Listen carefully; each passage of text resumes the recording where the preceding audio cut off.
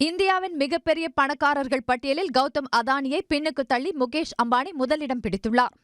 மும்பையை தலைமையிடமாக கொண்டு செயல்படும் ஹூரூன் நிறுவனம் வெளியிட்டுள்ள அறிக்கையில் முகேஷ் அம்பானி மற்றும் அவரது குடும்பத்தினரின் சொத்து மதிப்பு 9,55,000 கோடி ரூபாய் என குறிப்பிடப்பட்டுள்ளது. கடந்த ஆண்டு முதல் இடத்தில் இருந்த கௌதம் அதானி 2ஆம் இடத்திற்கு சென்றார். அதானி குடும்பத்தின் சொத்து மதிப்பு 8,15,000 கோடி ரூபாயாக உள்ளது. இந்தியாவின் மிகப்பெரிய பணக்கார பெண் பட்டியலில் முதல் 3 இடங்களுக்குள் HCL நிறுவனத்தின் தலைவரான ரோஷினி நாடார் மல்ஹோத்ரா மற்றும் அவரது குடும்பத்தினர் உள்ளனர்.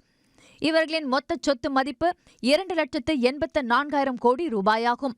பாலிவுட் நடிகர் ஷாருக் கான் முதல் முறையாக பணக்காரர்கள் பட்டியலில் இடம்பெற்றுள்ளார்.